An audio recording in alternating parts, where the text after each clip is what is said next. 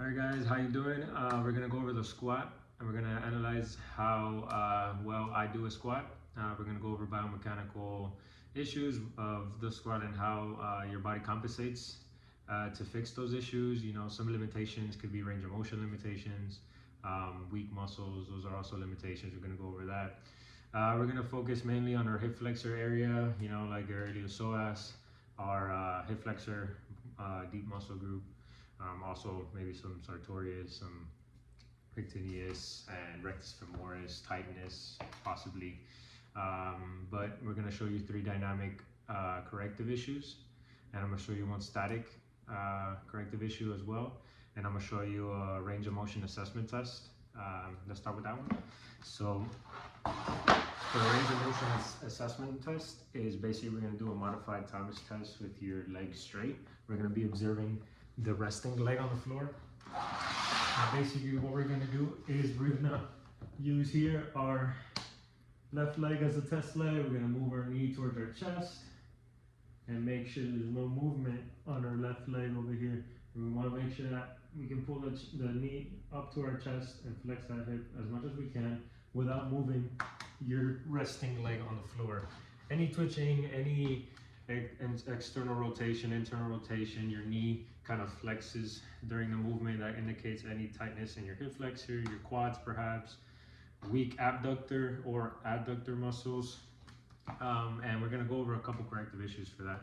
As you can see here in my squat, as I show you, like that, you're gonna see here on this side how my body leans forward mainly, and that is also regarding your tight hip flexors right here. So I'm not good at performing squats. I know that I have tight quads, I have a tight hip flexors on both sides, and we're gonna work on those issues right now. So one of those ways you can work on it is performing glute bridges. So here you're gonna work on your glutes, which are your antagonist muscles, and your hamstrings, and that's gonna help you aid get up uniform and neutral pelvis when performing the squat. You don't want any anterior pelvic tilt, posterior pelvic tilt. So this is going to help you do that. This is how you perform a glute bridge and elevated for more range of motion benefits. You're basically going to lift, extend the hips, and make sure it's a straight line with your shoulders. And you're going to perform this a few times, 5 to 10 reps, rest, and then repeat. That's going to help your glutes, your hamstrings, like I said.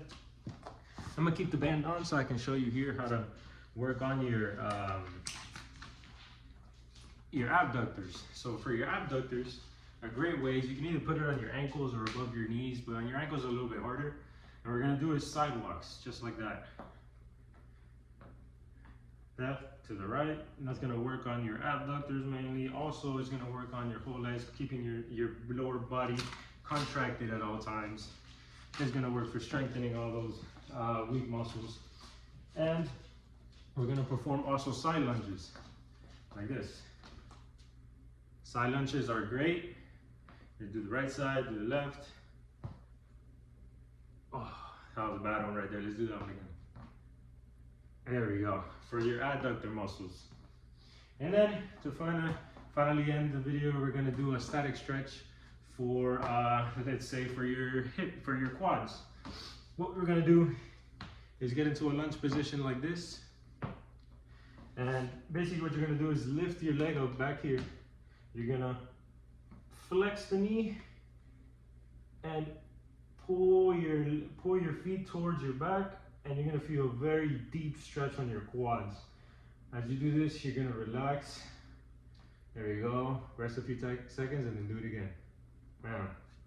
Another one for your hip flexor, which is great, is called the pigeon pose. And you're going to want to get into a lunge just like this. And you're going to want to bend your leg across from you, like this. Make sure you extend your leg towards the back like that. You can plantar flex your leg and then just lean into the pose. That's a great stretch for your glute, your hamstring group, and your contralateral hip extensor on the right side. It creates a deep stretch for all those tight muscles your squat could have. Well, thank you guys, and I hope you guys learned a little something.